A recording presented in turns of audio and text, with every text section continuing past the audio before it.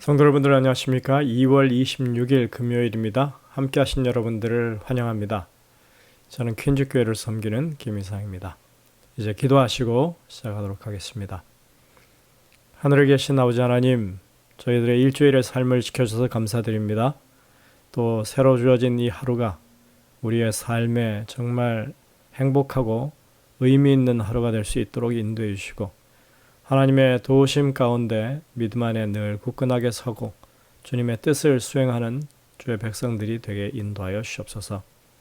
오늘도 이 아침에 어려운 문제를 가지고 또 육신의 고통을 가지고 주님 앞에 탄원하는 주님의 백성들을 돌아보시고 그들의 삶의 친수로 주님께서 어루만져 주셔서 그 어려움들이 해결되게 하시고 육신의 모든 아픈 것들이 낫는 그런 축복을 경험할 수 있도록 인도하여 주시옵소서. 오늘도 말씀 안에서 저희들이 다시 한번 주님의 음성을 듣기를 원하오니 주의 성령께서 우리 마음에 말씀하시고 그것을 들을 수 있도록 귀를 열어 주시옵소서. 이 시간 내내 우리와 함께하여 주시옵기를 예수님의 이름으로 기도드립니다. 아멘. 네, 저희는 이번 주에 섬기고 구원하며 라고 하는 제목으로 하나님의 종에 관한 이야기들을 나누었습니다. 기억절 말씀 봅니다. 내가 붙드는 나의 종, 내 마음에 기뻐하는 자 곧 내가 택한 사람을 보라. 내가 나의 영을 그에게 주었은즉 그가 이방에 정의를 베풀리라. 이사야 42장 1절에 있는 말씀이었습니다. 종은 섬기는 사람입니다. 우리가 하나님의 종이라고 할 때 그것은 우리가 하나님을 섬기는 자라고 하는 뜻입니다. 섬긴다라고 하는 말은 상대를 위해서 봉사한다는 말입니다.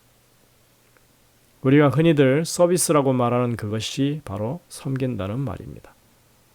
우리는 하나님께 봉사하는 사람들입니다. 우리가 하나님의 일꾼으로서 일한다고 할 때 그것은 봉사를 의미하지 노동을 의미하지는 않습니다. 노동은 수고와 피로가 따르지만 봉사는 보람과 기쁨이 따릅니다. 이것이 하나님의 종들의 마음에 새겨야 할 진정한 교훈입니다. 그런데 이번 주에 우리는 이 땅에 구원을 베푸시는 메시아가 여호와의 종으로 묘사되고 있는 것을 보았습니다. 그리고 그 여호와의 종이 이 땅에 오셔서 우리를 위해서 봉사하셨다고 하는 것을 배웠습니다. 예수님은 이 땅에 오셨을 때 서로 높은 자리를 차지하겠다고 다투는 제자들을 향해서 인자에 온 것은 섬김을 받으려 함이 아니라 도리어 섬기려 하고 자기 목숨을 많은 사람의 대속물로 주려 한 것이라고 그렇게 말씀하셨습니다. 마가복음 10장 45절에 있는 말씀입니다. 유대인들은 메시아를 기대할 때 아주 강력한 통치자, 모든 권력자들 위해 뛰어난 그런 대단한 지도력을 발휘하는 왕을 기대했었는데 주님은 정작 이 땅에 오셔서 여호와의 종으로서 사람을 섬기는 것이 자신의 일이라고 말씀하신 것입니다. 하나님의 다스림은 철권으로 통치하는 것이 아닙니다.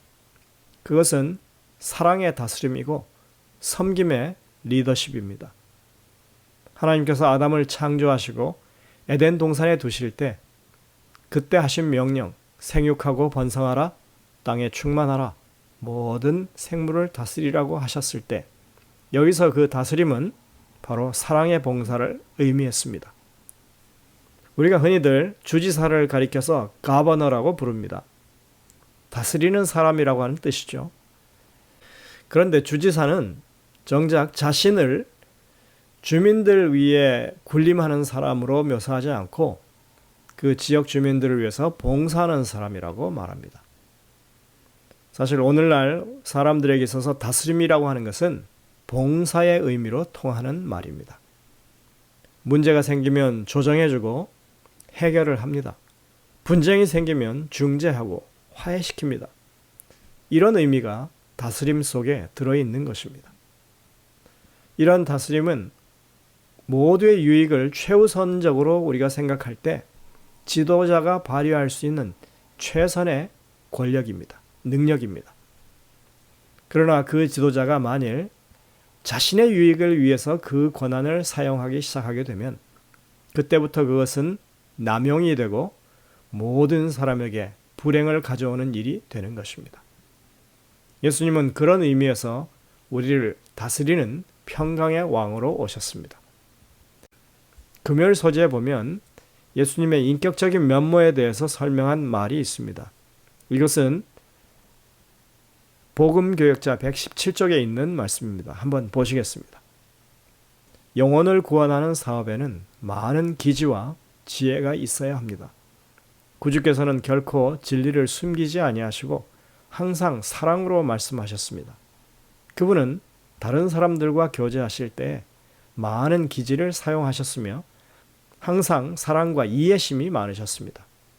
무례한 행동을 하신 일도 없었고 쓸데없이 가혹한 말을 하거나 남의 감정을 상하게 하는 일이 도무지 없으셨습니다.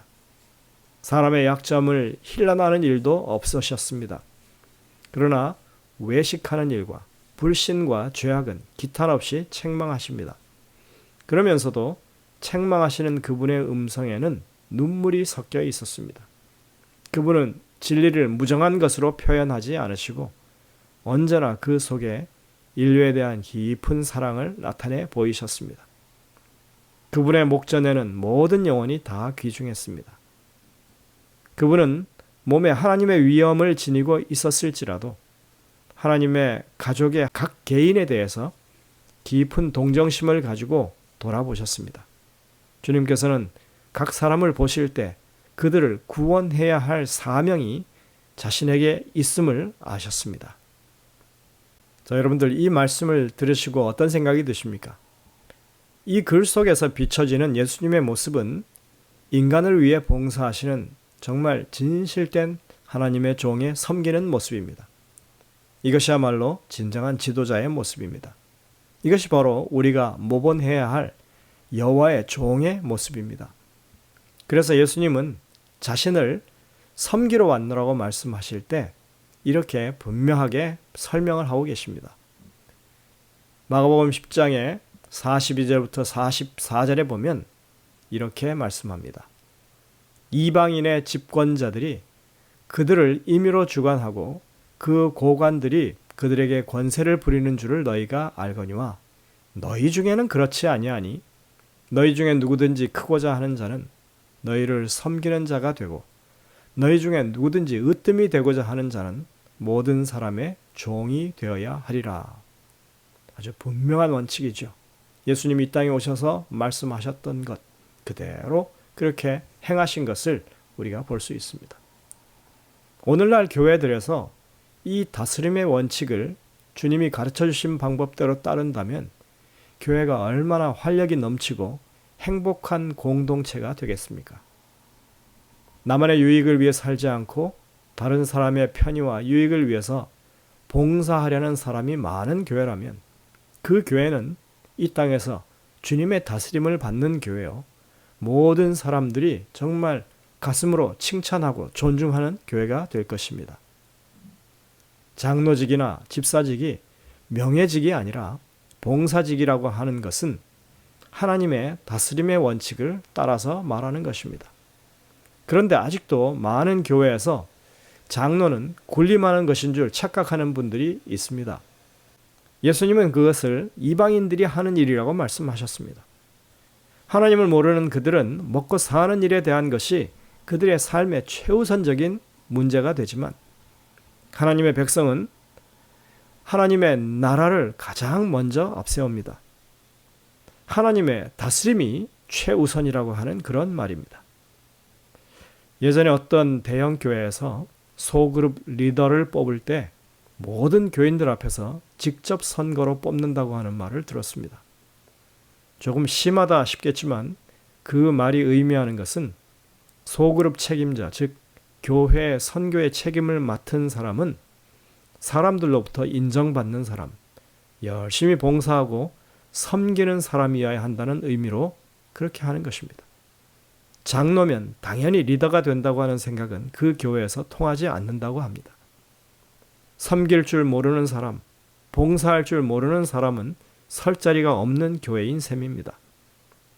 그러나 이렇게 사람들의 인기를 얻는 그런 이유 말고 하나님 앞에서 양심적으로 다른 사람을 높이고 섬기는 것이 정말 그 마음에서부터 우러나오는 그런 사람이 된다면 무엇을 더 바랄 것이 있겠습니까? 하나님은 오늘날 그런 지도자를 찾으십니다. 이사야 42장에 보면 그런 섬김의 종을 소개합니다. 바로 예수님입니다. 내가 붙드는 나의 종, 내 마음에 기뻐하는 자, 곧 내가 택한 사람을 보라. 내가 나의 영을 그에게 주었은즉 그가 이방에 정의를 베풀리라. 그는 외치지 아니하며 목소리를 높이지 아니하며 그 소리를 거리에 들리게 하지 아니하며 상한 갈대를 꺾지 아니하며 꺼져가는 등불을 끄지 아니하고 진실로 정의를 시행할 것이며 그는 쇠하지 아니하며 낙담하지 아니하고 세상에 정의를 세우기에 이르리니 섬들이 그 교훈을 앙망하리라. 이사야 42장 1절부터 4절에 있는 말씀입니다.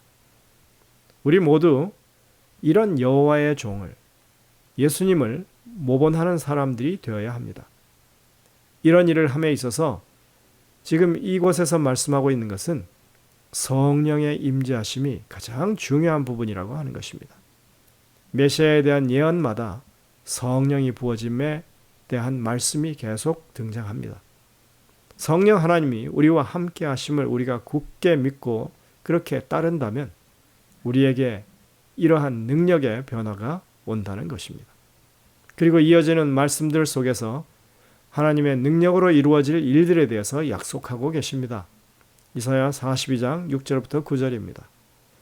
나 여호와가 의로 너를 불렀은즉 내가 내 손을 잡아 너를 보호하며 너를 세워 백성의 언약과 이방의 빛이 되게 하리니 내가 눈먼 자들의 눈을 밝히며 갇힌 자를 감옥에서 이끌어내며 흑암에 앉은 자를 감방에서 나오게 하리라.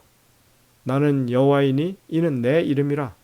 나는 내 영광을 다른 자에게 내 찬송을 우상에게 주지 아니하리라. 하나님의 이름을 믿고 그렇게 그분의 백성이 된다고 하는 사람들에게 정말 어떤 일을 해야 할 것인지 하나님의 영이 분명히 지도하실 것이라고 말합니다. 그리고 하나님의 이름이 영광을 받도록 그들의 삶을 이끄실 것이라고 말씀하고 있는 것입니다. 여기서 한 가지 사실이 아주 분명해집니다. 그것은 선교라고 하는 것은 섬김으로 이루어진다고 하는 것입니다. 예수님이 이 땅에 오셔서 그것을 우리에게 가르치셨고 모본하신 것입니다. 우리는 이방인으로서 하나님의 종으로 묘사한 고레스에 대해서 이번 주에 또 살펴봤습니다.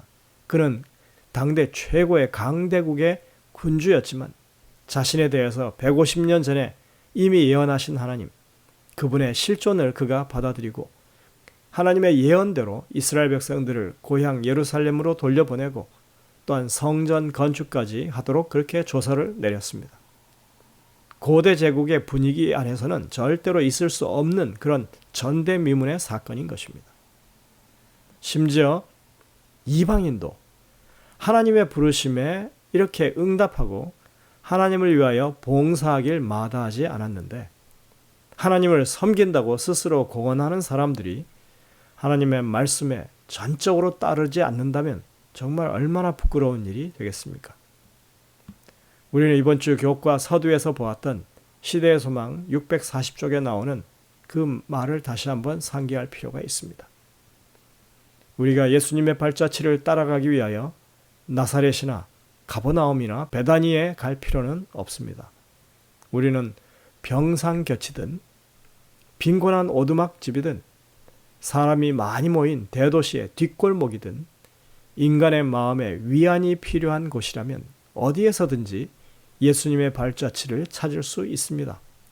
예수님이 지상에 계실 때 행하신 것처럼 우리가 행할 때 우리는 그분의 발자취를 따라갈 수 있습니다. 하나님은 여전히 사람들을 위해서 사람들 사이에서 봉사하시는 종이십니다. 오늘도 우리가 사는 이 지역사회의 낮은 곳에 소외된 곳에 그런 사람들 곁에 임하셔 그들을 위해서 봉사하시는 주님이시라고 하는 것입니다. 우리가 그런 주님을 찾아 발견할 수 있는 정말 여호와의 종을 따르는 하나님의 종들이 되기를 간절히 소망하며 오늘 말씀을 드립니다. 기도하시겠습니다. 하늘에 계신 아버지 하나님, 오늘 저희들이 이번 주에 배웠던 여호와의 종의 모습, 이 땅에 메시아로 오신 예수 그리스도의 모습을 이 말씀들에 비추어서 다시 한번 확인하게 하시니 감사를 드립니다. 저희들이 말로만 주님의 백성이 되지 아니하고 정말 하나님처럼 사람들 위해서 봉사하는, 그래서 주님의 영광을 드러내는 그러한 아름다운 직분을 감당하는 주님의 종들이 될 수 있도록 인도하여 주옵소서. 저희들이 능력이 없지만 주의 성령이 우리와 함께 하시면 이 모든 일들이 하나님의 능력으로 이루어진다고 하는 약속을 우리가 확신하게 도와주시고, 그렇게 주의 성령의 인도하심을 굳게 붙잡고 따를 수 있는 저희 모두가 되게 해주시옵기를 예수님의 이름으로 간절히 기도드립니다. 아멘. 네, 여러분들 오늘도 이 주신 말씀들을 깊이 묵상하면서 주님의 음성을 듣게 되시길 바랍니다. 저희들은 다음 주 일요일에 다시 뵙겠습니다.